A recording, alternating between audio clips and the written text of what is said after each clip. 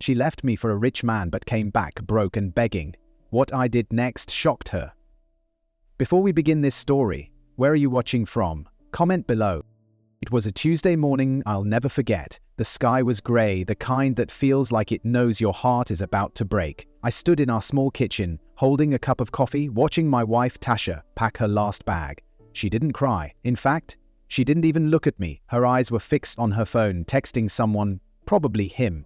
The rich man she met at her new job, the one who promised her a better life. I asked her once, "Is this really what you want?" And she simply nodded. That was it. No goodbye kiss, no second thoughts. She slammed the door, and just like that, 6 years of marriage ended. I felt empty. Everything we had built together was gone in one afternoon. The photos on the wall, our old wedding frame, her perfume still hanging in the air. It all felt like a cruel joke. I took a deep breath and told myself I'd be fine. But the truth was, I was shattered. People said time heals all wounds, but for weeks I barely got out of bed. I went to work like a ghost, just going through the motions. Nights were the worst. I'd stare at the ceiling, wondering if she ever looked back, wondering if she missed me. But Tasha didn't call. She didn't text. Her social media painted a perfect picture. Trips to Dubai, expensive dinners, new designer clothes. She looked happy, while I was left picking up the pieces. I tried to move on, but deep down, I still loved her. I just couldn't understand how someone could trade love for luxury. I had no idea that one day she would return, but when she did, everything changed. 3 months after Tasha left, I finally began to rebuild myself. It wasn't easy, but I realized I had 2 choices: stay broken or get stronger. I chose the second. I started waking up earlier, going to the gym, and reading motivational books. I needed to fill the silence she left behind with something that made me better, not bitter. I focused more at work and even started taking extra shifts. The sadness didn't disappear overnight, but little by little, I started to feel human again. One day at work, my supervisor pulled me aside and offered me a chance to train for a higher position. I didn't think I was ready, but he believed in me. That moment lit a fire in me. For the first time in months, I felt seen. I accepted the offer, and within weeks I was leading a small team. It kept me busy, and the extra income helped me move into a better apartment. A new place, a fresh start. No memories of her there. I also reconnected with old friends I had lost touch with during my marriage. They reminded me of who I was before the heartbreak. They laughed with me, encouraged me, and slowly helped me rediscover my worth. I stopped checking her social media. I stopped caring about what designer dress she wore or which city she was flying to. I was done chasing the past. But just when I was getting used to life without her, something strange happened. One morning, as I walked out of my building, I saw someone across the street who looked a lot like Tasha. She was dressed differently. No heels, no fancy bags, just jeans and a plain hoodie. I shook my head, thinking my mind was playing tricks on me, but deep inside, something told me she was back. I couldn't shake the image from my mind all day. The woman outside my building had Tasha's walk, slow but proud. Her head was held high, but her clothes told a different story. Gone was the glamorous version of her I'd seen online. This woman looked tired, worn down, and far from the confident lady who had once left me behind for a life of riches. Still, I convinced myself it couldn't be her. What would Tasha be doing back here, of all places? That evening, as I unlocked my apartment door, I noticed something strange. A note was tucked into the edge of the doorframe. I unfolded it with cautious fingers. It read, "I'm sorry. I don't expect forgiveness. I just want to talk. Please." There was no name, no number. But the handwriting, I recognized it instantly. Tasha! My hands trembled slightly as I reread the note. She was really back. After all this time, after all the silence, now she wanted to talk? I had dreamed of this moment before, but not like this. In my mind, she returned with flowers and tears, begging for a second chance. Instead, I got a scribbled apology and silence in the hallway. I sat on the edge of my bed, thinking of all the things I wanted to say if I ever saw her again. How she broke me, how I rebuilt myself without her. But I also remembered the love we once had. The nights we stayed up talking about our dreams, the silly dances in the kitchen, the promises made and broken. My heart was conflicted. I didn't know if I wanted revenge, closure, or something else entirely. The next morning, I left early, but as I stepped outside, there she was, sitting on the bench across the street. Tasha. No makeup, no shine, just a woman with sad eyes, looking straight at me. Our eyes locked for what felt like a lifetime. Tasha didn't move. She just sat there, clutching a worn-out purse, her fingers nervously fidgeting with the strap. I stood frozen for a moment, unsure of what to do. Part of me wanted to turn around and walk away. Another part of me needed answers. Answers only she could give. I crossed the street slowly, each step feeling heavier than the last. As I approached, she stood up. Her eyes were red, like she'd been crying for hours. She opened her mouth to speak, but closed it again. The silence between us screamed louder than any words could. Finally, I broke it. "What do you want, Tasha?" I asked, my voice low and steady. She looked down, then back at me. I don't even know where to start." "Try the truth," I said, folding my arms. She sighed and sat back down, motioning for me to do the same. Against my better judgment, I joined her. She began to speak, her voice soft and shaky. "I made a mistake," she said. "I thought I wanted a life of luxury. I thought money would fix everything, but I was wrong. Daniel, he wasn't who I thought he was. Things got bad, really bad, and when I had nothing left, he left me too." I watched her, searching for signs of manipulation. But she looked genuinely broken. Not the proud woman who had walked away from me months ago, but someone who had been humbled by life. "I'm not here to ask for your love back," she said quickly. "I just needed to see you, needed to say I was sorry. You didn't deserve what I did to you." I stared ahead in silence, heart pounding. Hearing her apologize didn't bring the satisfaction I expected. Instead, it stirred something deeper: confusion, pain, and maybe, just maybe, a little bit of hope. We sat there in silence, the city moving around us like we were trapped in a bubble. I didn't speak. I couldn't. I was still trying to process everything Tasha had said. She stared at her hands, avoiding my gaze, as if afraid of what she might see in my eyes. Anger, disgust, maybe even pity.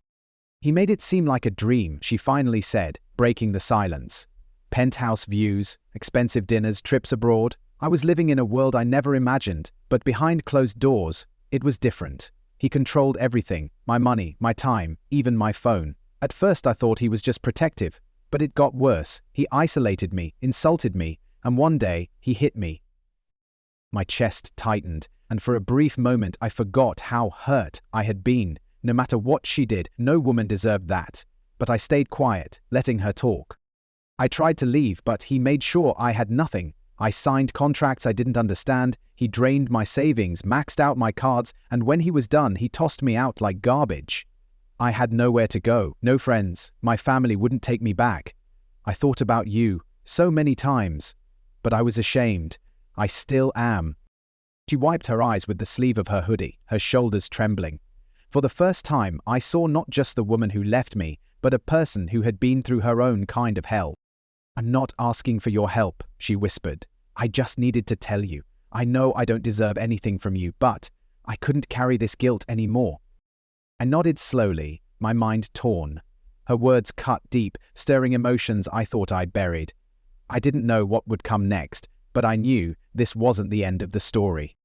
I didn't say much after her confession. My thoughts were too loud, my emotions too tangled. Tasha looked at me like she was waiting for a verdict. But I wasn't a judge, and this wasn't a courtroom. I stood up slowly and said the only thing that came to mind.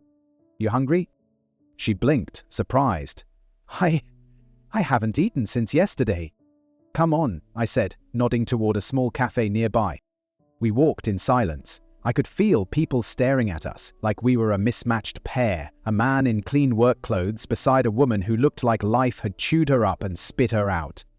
But I didn't care. We sat in a corner booth and I ordered 2 plates of rice and stew, just like we used to eat on Sundays back in the day. As we waited, I watched her quietly. Her hands trembled as she reached for the water. Her nails were chipped, her once glowing skin now dull. Life had not been kind to her, and for some reason, that hurt me more than I expected. "Why didn't you call me?" I asked finally. "I thought you hated me," she said, looking down. "And maybe I deserved that. I figured you moved on." "I tried," I said honestly. "It wasn't easy." Our food arrived, and for a while we ate in silence. But there was something strange about it. Something oddly peaceful, like 2 war survivors quietly sharing a meal after the chaos. When we finished, she looked up at me with tired eyes. "Thank you for not turning me away." "I'm not cruel, Tasha," I said. "You made a choice and so did I, but this doesn't mean anything yet." She nodded. "I understand, I just needed a moment to feel human again."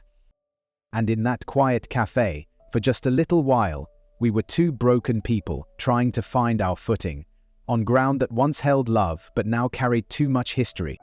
As we stepped out of the cafe, the sun was already setting, casting a golden glow across the streets. I didn't know what I was doing or why I hadn't walked away yet, but something in me couldn't just let her sleep outside again, not after what I'd heard. I glanced at her as we walked, and I could tell she was exhausted, her steps slower, shoulders slouched. "Where are you staying?" I asked. She hesitated. "Nowhere. I slept in the train station last night." The words hit me like a punch. I sighed, rubbing the back of my neck. It wasn't my responsibility anymore. She made her choice, she left me. But despite everything, I couldn't let her go back to the streets. "You can stay at my place tonight," I said reluctantly. "Just one night, nothing more." Her eyes widened. "Are you sure?" "No, I'm not, but I'd rather you sleep under a roof than out there." We walked back to my apartment in silence. I opened the door, and she stepped in slowly, like she didn't feel worthy to be there. Everything about her body language screamed shame. I offered her the couch and handed her a clean towel and one of my old t-shirts. "You can freshen up, bathrooms that way." "Thank you, really," she whispered. As she disappeared into the bathroom, I sat on my bed staring at the wall. My heart was battling my mind. I remembered the woman I once loved, the one who danced in this very room, laughed in this kitchen, held my hand when I was sick. And now she was a stranger in my home again, a fallen queen, lost in her own mistakes. I didn't know what tomorrow would bring, but tonight she would sleep safely. That much I could offer. The sound of running water echoed softly from the bathroom. I stared at the ceiling, hands folded behind my head, thoughts tangled like vines. Tasha was here, in my home. After all that happened, after the silence, after the betrayal, she was here, clean towel in hand, wrapped in guilt. And me? I didn't even know what I felt anymore.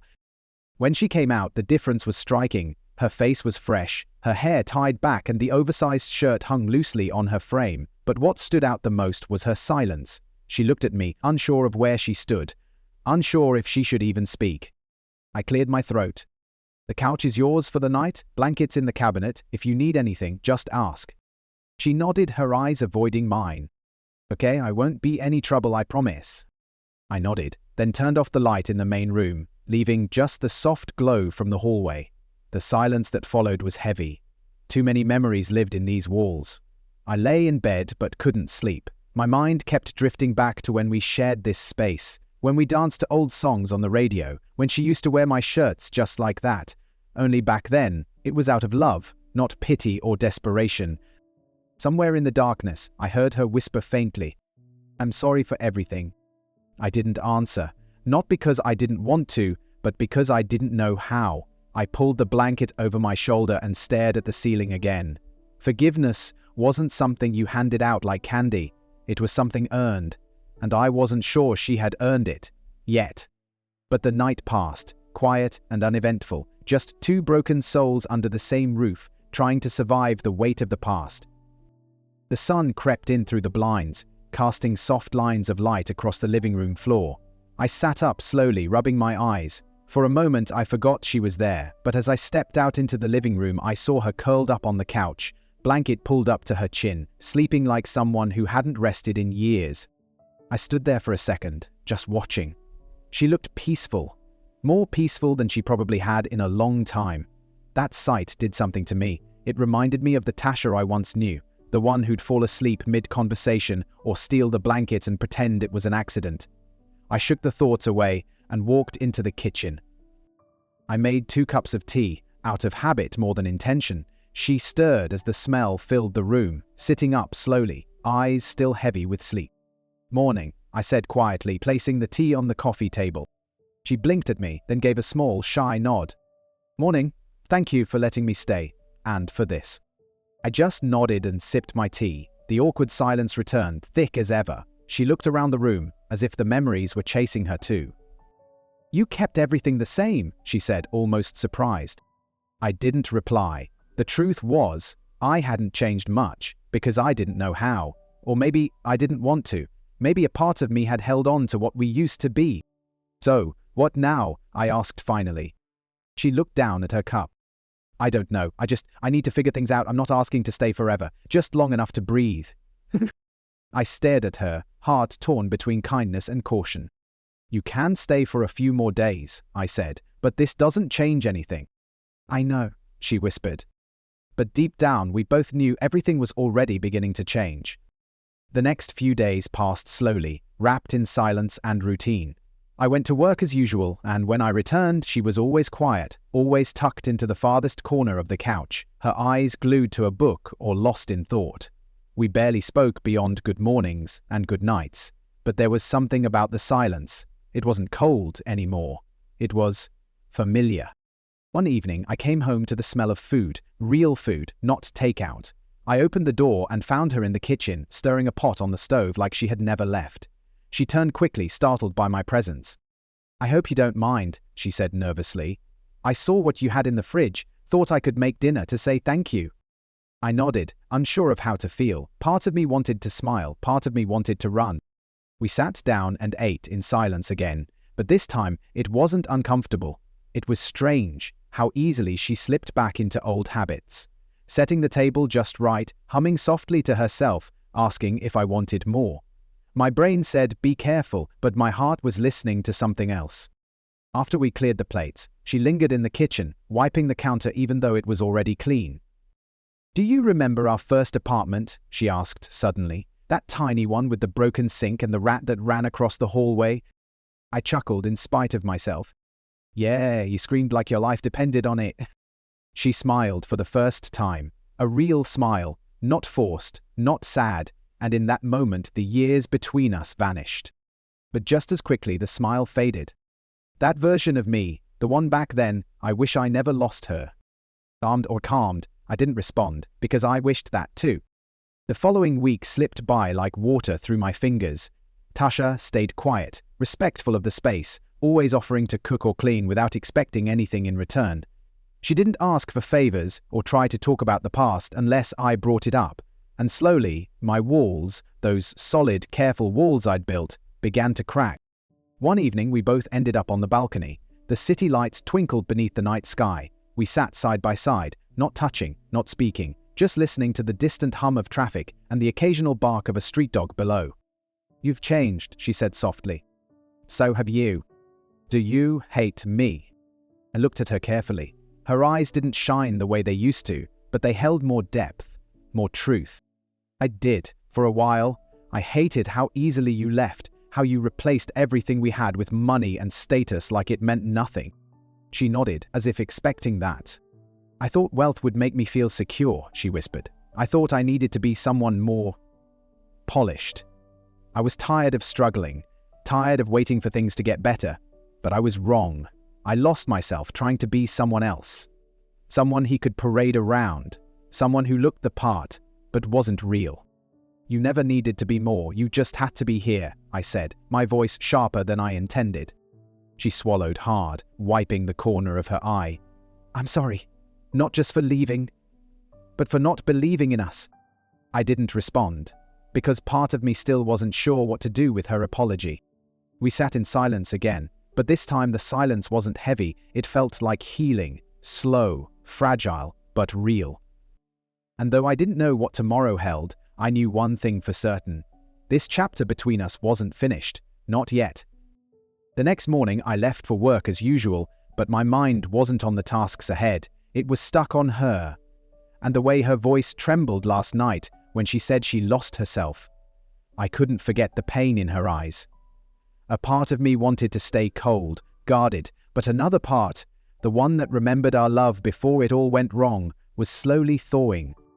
That afternoon, while scrolling through some local listings during my lunch break, I stumbled upon a job opening at a nearby cafe. It wasn't glamorous, but it was honest work. I thought about Tasha, how she used to manage our finances so carefully, how she was never afraid of hard work before the dreams of luxury got in the way. When I got home, she was in the kitchen again, quietly preparing something simple, spaghetti with sardines. I handed her the flyer without a word. She glanced at it, eyebrows raised. A cafe. Yeah, they're hiring. I thought you might want to. I don't know. Try again.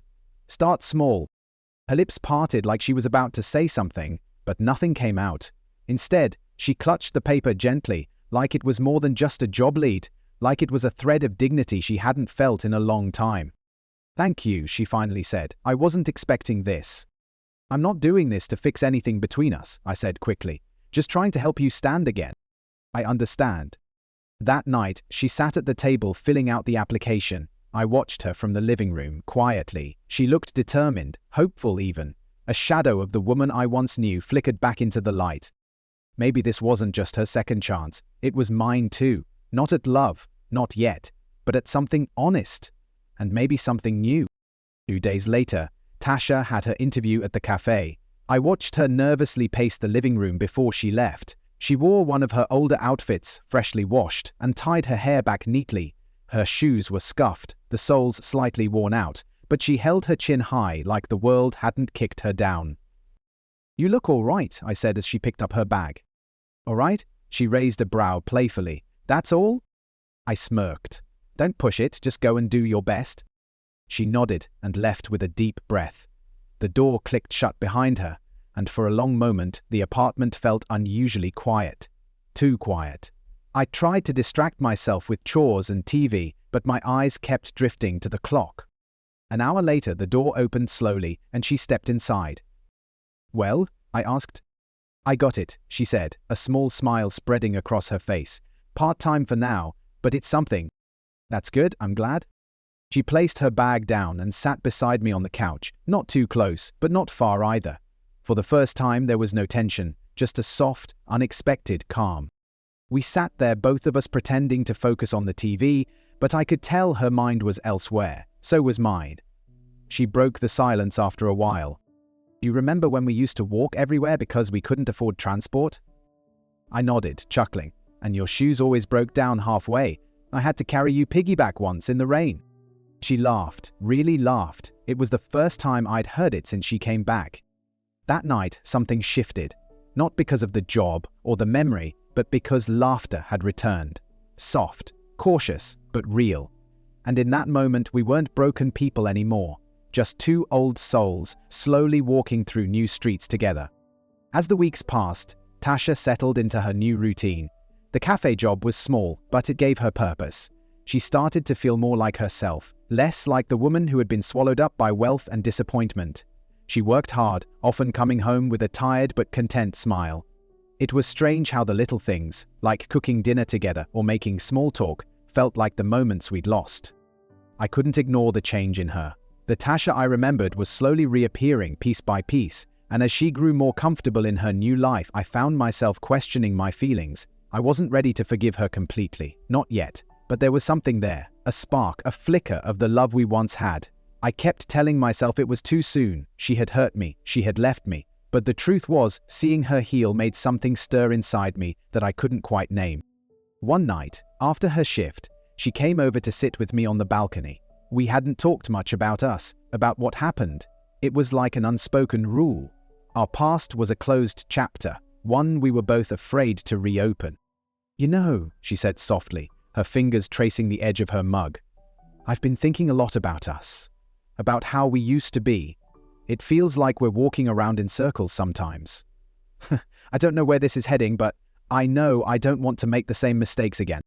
I turned to look at her, my chest tightening. What do you mean by that? She hesitated, then looked directly at me. I mean, I don't want to just sit here, pretending like everything's fine.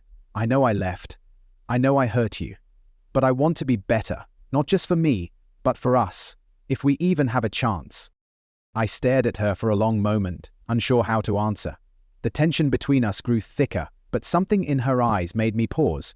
Maybe it was the honesty, the vulnerability that had been absent for so long. But I wasn't ready to cross that line, not yet. I stood up and turned away slightly. We've been through a lot, Tasha. More than I ever imagined. I don't know if we'll ever find our way back to what we had, but I need time to figure that out. I'm not ready to rush this. She nodded, looking down at her hands, her voice small. I understand. I'll wait. but I won't be the one to leave again. Not this time. I couldn't tell her I felt the same way. I wasn't sure if I did, but something in me shifted that night. I realized for the first time that I wasn't completely angry anymore. I was just afraid. And that fear, I knew, would take time to face, but maybe, just maybe, we could find our way back together. If it was meant to be. It was a Saturday afternoon, quiet and warm, the kind of day made for resting. Tasha had gone to the cafe for her shift, and I was finally catching up on cleaning. As I was folding laundry, there was a knock at the door, sharp and impatient. I wasn't expecting anyone. I opened the door and froze. Daniel, the same man Tasha left me for, stood in front of me, still dressed in his flashy clothes, but with an edge of desperation in his eyes that didn't match the confidence I remembered seeing online. You must be joking, I said coldly. He gave a smug smirk, but his eyes betrayed his unease. Relax, I'm not here for drama, I just want to talk to her. She's not here. And wait. No, you won't. He stepped back and crossed his arms. Look, I made mistakes, all right? I came to find her. She stopped answering my calls, disappeared without a word. I just want to fix things. Fix things? You used her, took everything, left her on the street, and now you want to fix things? I didn't mean for it to go that far, he said, his voice cracking a little. We had something real once. You had control, not love. He looked away, jaw tight. For a moment, the mask slipped. Let's tell her I came by. I didn't respond. I closed the door slowly and locked it behind me. My heart pounded in my chest. Anger surged through me, not just for what he did to her, but for the fact that his shadow still hovered around her, threatening the peace she was rebuilding. When Tasha came home later, I told her everything. He came here? She asked, her face pale. Yeah, said he wanted to talk, I sent him away. She sat down, stunned, silent. Thank you, she whispered after a long pause, for protecting me, even after everything. I looked at her, and for the first time I realized I wasn't protecting her out of obligation. I was doing it because somewhere deep down, I still cared. The next morning, I woke up to find Tasha already dressed, standing by the front door, her bag over her shoulder. Her face was tense, jaw set, eyes clouded with thought. I sat up quickly. Where are you going? She looked over her shoulder and said, I need to deal with this. With him. My stomach tightened. You don't owe him anything. I know, but I owe it to myself to end it properly. I can't move forward if I keep running from him. I need to make it clear that it's over. For good. I stood, unsure whether to stop her or let her go. Finally, I nodded. Just be careful, and don't go alone. I'll come with you. She hesitated, then nodded slowly. We found Daniel waiting outside the cafe, pacing like a man with nowhere to go. His face lit up when he saw her, but Tasha didn't smile. She walked up to him with strength in her stride that surprised even me. What do you want, Daniel? She asked flatly. I messed up. I know I did. But I miss you. We were good once, weren't we? We were never good. You didn't love me. You loved control. You broke me down and left me with nothing. I let you once. I won't again. He stepped closer, his voice shaking. I can change. She held up her hand. No, don't. I came here to tell you that I forgive you, but I want nothing to do with you. I'm rebuilding my life now, and I won't let you ruin it again. He looked stunned, speechless for the first time. I saw the moment it hit him. He no longer had power over her. Not even a little. She turned and walked away without looking back. I followed beside her, pride swelling in my chest. When we got home, she sat quietly for a long while. That was harder than I thought, she said. But you did it. She looked at me and gave a small, exhausted smile. Yeah, I finally did. After the confrontation with Daniel, something changed in Tasha. It was as if a weight had been lifted from her shoulders. She moved through the apartment differently. Freer, lighter, more grounded. Her smile came easier, and her silence no longer felt heavy. For the first time since she returned, she looked like a woman walking forward instead of running from the past. We began falling into a rhythm, not the old one we used to know, but a new one, healthier, more honest. She still worked her cafe shifts and I still kept my long hours, but now there was laughter in the kitchen again, We watched shows together in the evenings, sometimes talked late into the night, other times just sat quietly in each other's company. One night, as we both stood brushing our teeth, something we hadn't done together in what felt like a lifetime, I caught her looking at me through the mirror. "What?" She wiped her mouth and smiled faintly. "Just, you're still kind to me, after everything." I shrugged. Maybe I never stopped caring, I just had to protect myself. She nodded slowly. "I get it, I really do." Later, as we sat on the couch, she asked something unexpected. "Do you think people like us can really start over?" I looked at her for a long time before answering. "Not as the same people we were, but maybe as who we've become." She didn't respond, but her eyes said everything. "Thank you, I hear you, and maybe even, I still love you." The next day she left a small note on the table before heading to work. It simply read, "Thank you for giving me the chance to find myself again. Even if we never go back, I'll always be grateful for this version of us." I held the note in my hand, heart full of questions and emotions I hadn't planned on feeling again. Maybe this really was a second chance, not just for her, but for me too. A few days later, as I sorted through the mail, I noticed a white envelope with gold trimming tucked in between the usual bills and flyers. I opened it out of curiosity, not expecting much. My eyes scanned the elegant font, and my chest tightened. It was a wedding invitation. Daniel's wedding. I stared at it for a long moment, stunned. He was getting married, so soon. The woman's name on the card wasn't familiar. It wasn't Tasha. It wasn't even someone from their old circle, just someone new. I dropped the envelope on the counter, unsure what to feel: anger, relief, pity. When Tasha walked in from her shift, tired but smiling, she noticed the card and froze. "He sent you one?" she asked, barely above a whisper. I nodded, addressed to both of us actually. "Like we're still together."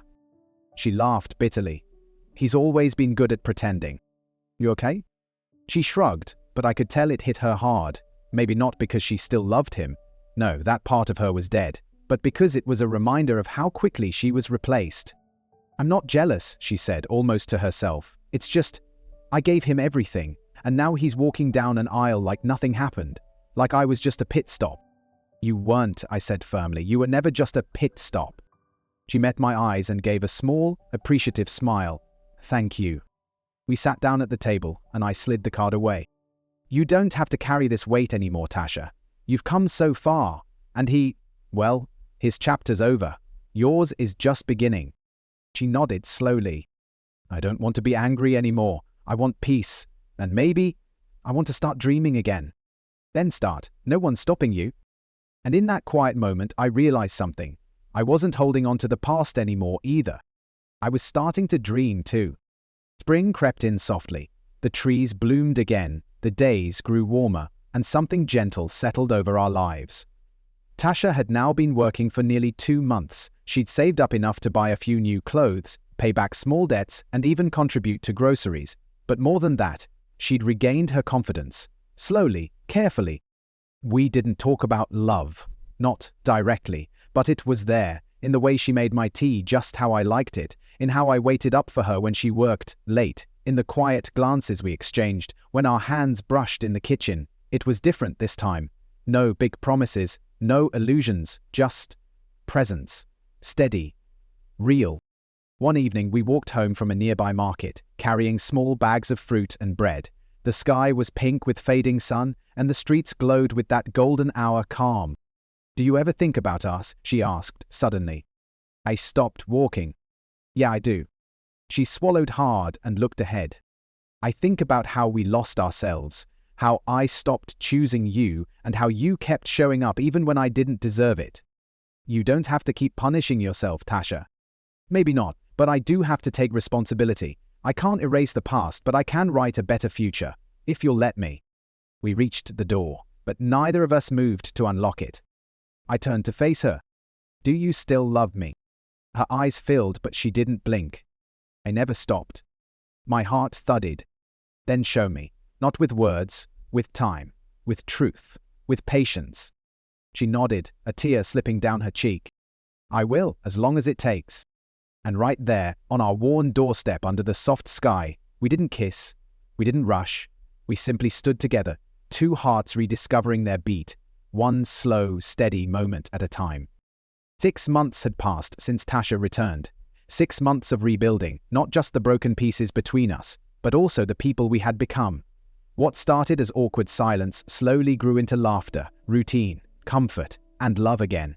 Not the naive kind we once had, but something deeper, wiser, forged by pain, loss, and redemption. Tasha had moved out 2 weeks ago, not out of anger, but out of growth. She found a small studio apartment a few blocks away. She wanted to stand on her own feet, prove to herself that she could live without being dependent on anyone, and I respected that. We still saw each other almost every day, but it was different now. We were choosing each other freely. One Sunday morning, I invited her over for breakfast. I made her favorite pancakes with strawberries and a splash of lemon juice. She arrived with a smile and 2 cups of coffee in hand. As we ate, she reached into her bag and pulled out a small envelope. "What's this?" I asked. "Open it." Inside was a photo of us, an old one, from years ago before the chaos. We were laughing, soaked from the rain, holding hands at a street food stall. "I kept it all this time," she said softly, "through everything. I used to look at it and feel ashamed.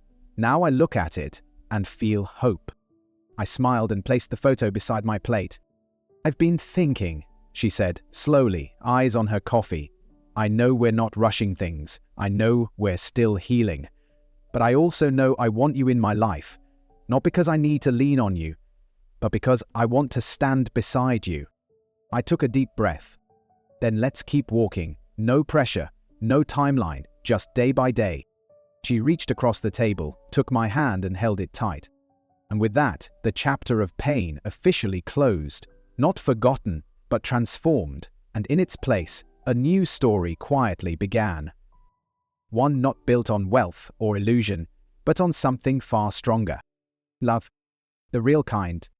If you enjoyed this story, please don't forget to hit the like button, comment your favorite part, and subscribe for more amazing stories. Your support helps us keep bringing you new adventures every week. Thanks for watching.